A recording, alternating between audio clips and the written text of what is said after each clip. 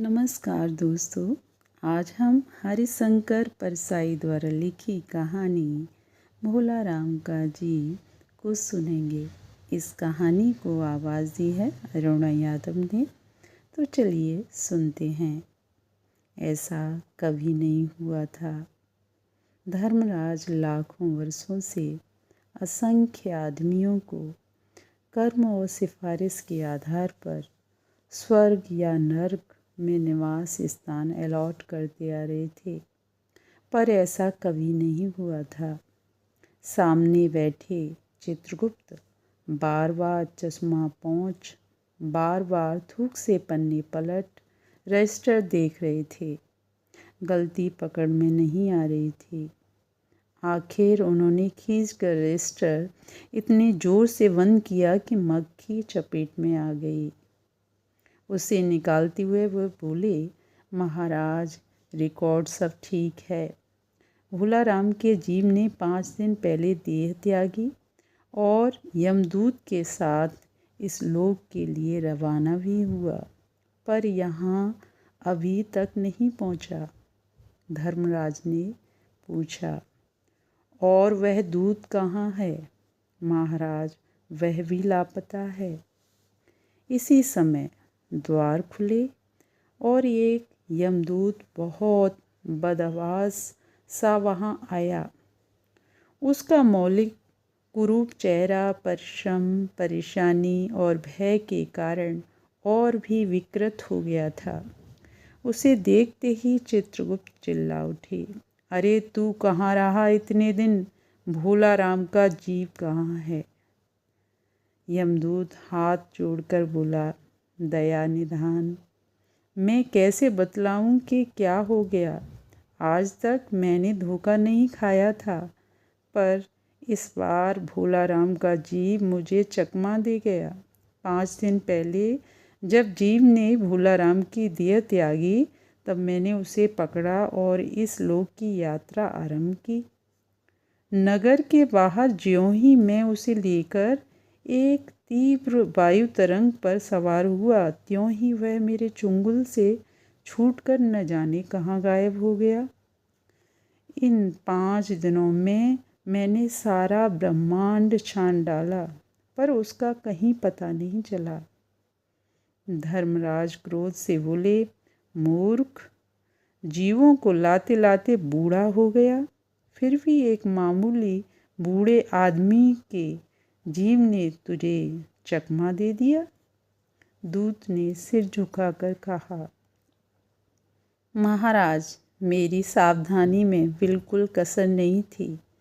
मेरे इन अभ्यस्त हाथों से अच्छे अच्छे वकील भी नहीं छूट सके, पर इस बार तो कोई इंद्रजाल ही हो गया। चित्रगुप्त ने कहा, महाराज, आजकल पृथ्वी पर इस प्रकार का व्यापार बहुत चल रहा है। लोग दोस्तों को फल भेजते हैं और रास्ते में ही रेलवे वाले उड़ा लेते हैं। हौजरी के पार्सलों के मोजे रेलवे अफसर पहनते हैं। मालगाड़ी के डब्बे रास्ते में कट जाते हैं।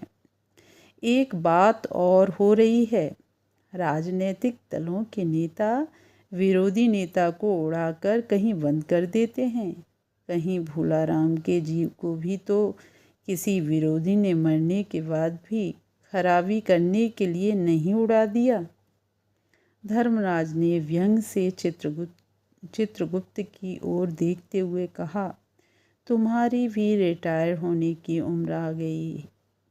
भला भोला राम जैसे नगण्य दीन आदमी से किसी को क्या लेना देना।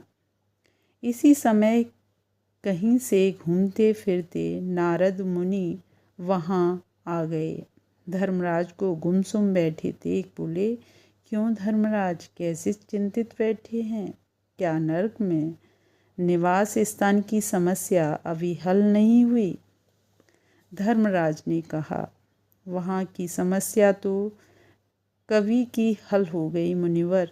नरक में पिछले सालों में बड़े गुड़ी कारीगर आ गए हैं। कई इमारतों के ठेकेदार हैं जिन्होंने पूरे पैसे लेकर रद्दी इमारतें बनाई। बड़े बड़े इंजीनियर भी आ गए हैं जिन्होंने ठेकेदारों से मिलकर भारत की पंचवर्षीय योजनाओं का पैसा खाया। ओवरसीयर हैं जिन्होंने उन मजदूरों की हाजिरी भरकर पैसा हड़पा जो कभी काम पर गए ही नहीं। उन्होंने बहुत जल्दी नरक में कई इमारतें तान दी। वह समस्या तो हल हो गई। भोला राम नाम के एक आदमी की 5 दिन पहले मृत्यु हुई। उसके जीव को यह दूत यहाँ ला रहा था कि जीव इसे रास्ते में चकमा देकर भाग गया।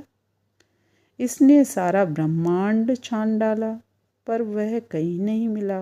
अगर ऐसा होने लगा तो पाप पुण्य का भेद ही मिट जाएगा।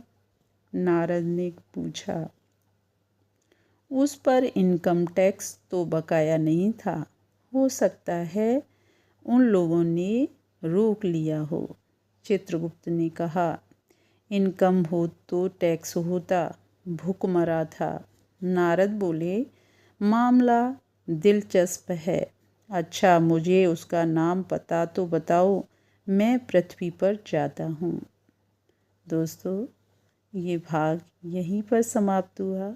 धन्यवाद।